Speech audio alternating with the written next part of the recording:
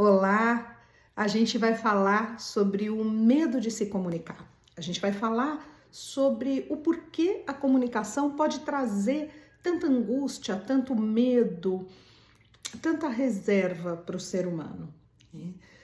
O primeiro ponto é que muitas vezes todos nós já temos traumas relacionados à comunicação.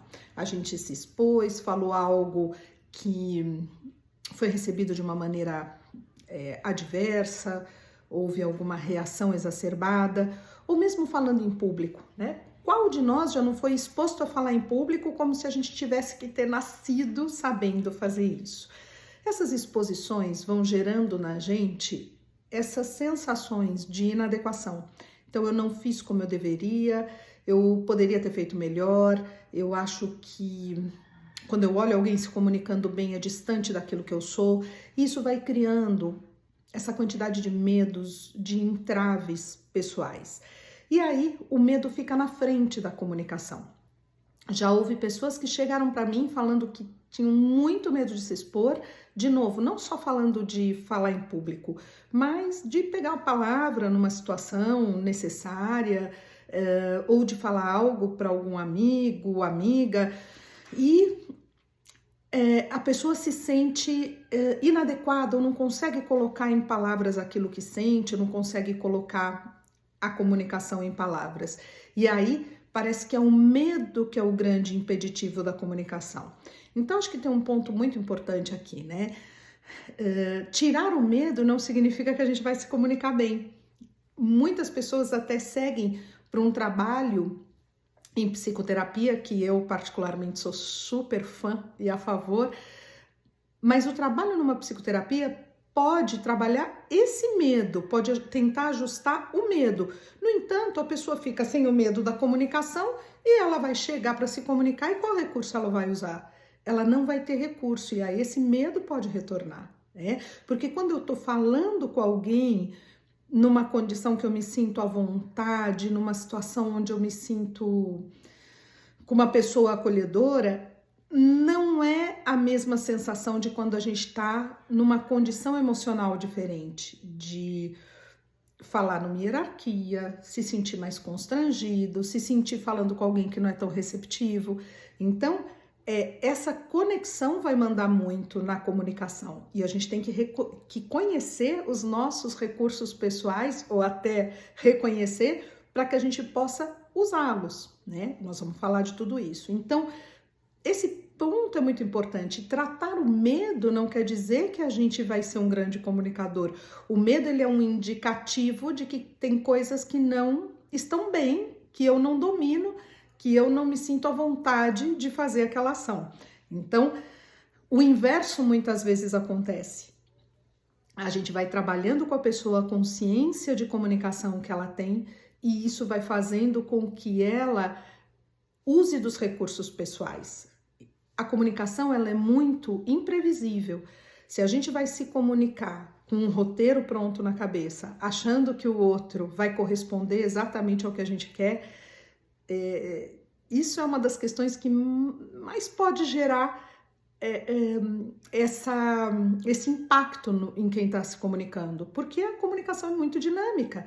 A hora que eu falo, o outro responde de uma forma, a hora que o outro fala, eu vou dar uma outra resposta, né? Quando eu pego a palavra, pode ser bem recebido ou não, e falando em público mais ainda, porque se a gente está falando, alguém boceja ou as pessoas não prestam atenção, isso pode gerar na gente uma sensação de constrangimento, de querer sair dali.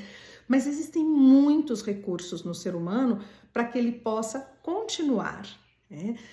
Então, o medo é algo que mostra que a gente não tem consciência dos recursos, então a gente precisa trabalhar os recursos, e isso naturalmente diminui o medo. Nós temos muitos recursos, mas não temos tanta consciência deles, e mesmo que a gente tenha um tanto de consciência desses recursos, eu posso me manter ali, eu posso saber, manter a calma, manter o direcionamento, me manter como ouvinte, trazer uma outra questão para aquele grupo, para a gente, né, tentar ajustar a comunicação. A hora que a gente se sente numa variação emocional de alguém discordar, ou alguém ser um pouco mais enfático, ou alguém trazer com uma certa agressividade a comunicação. Esses recursos que a gente tem medo de não saber usá-los, então isso vai gerar medo de novo e eu não vou saber como lidar comigo. Então, a comunicação ela é muito instável. Ela é um improviso, ela é instável no sentido de ser dinâmica. Eu não tenho como precisar o que vai acontecer quando eu entro numa situação de comunicação. Eu não tenho como controlar o outro, eu só tenho como ter autocontrole. E a gente conhece menos ainda dos nossos recursos quando a gente está nas variações emocionais, que é quando a gente ouve alguém falar, eu falei mesmo o que eu queria falar, eu disse mesmo, e aí a gente cria mais problema do que resolução. Então, nós vamos começar a falar dos medos aqui para trazer essa consciência de como a gente pode utilizar dos nossos recursos. Mas de antemão eu já deixo aqui. A melhor maneira é ampliando a percepção de nós. Então, se pergunte, quando tudo está favorável, quando você vai falar com alguém e essa pessoa é receptiva, geralmente a sua comunicação é boa? Quando você se sente constrangido ou sem recursos na comunicação? Essas perguntas são muito importantes porque cada ser humano vai se expressar de uma forma, né?